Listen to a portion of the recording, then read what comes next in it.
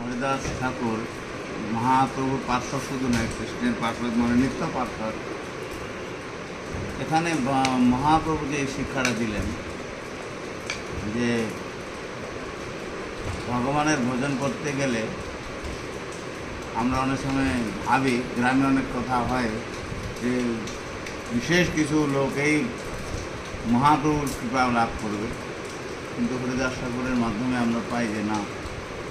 যেমন প্রভু বললেন যে অদ্বৈত আচার্য যখন ওনার দেহ স্পর্শ করেন ওনার দেহ চেতন পায়, এবং এই অদ্বৈত আচার্য তার পিতৃ শ্রাদ্ধের সময় সর্বপ্রথম সেই হরিদাস ঠাকুরকেই ভোজন করিয়েছিলেন। অনেক লম্বা লীলা, বাকি ব্রাহ্মণরা অনেক রেগে গেলেন যে হ্যাঁ আমরা ব্রাহ্মণ থাকতে আপনি কেন ওনাকে দিলেন। আসলে ভক্তগণ যারা কৃষ্ণের পরম ভক্ত ওনাদের সেবা পূজা করে থাকেন। আরেকটি কথা যে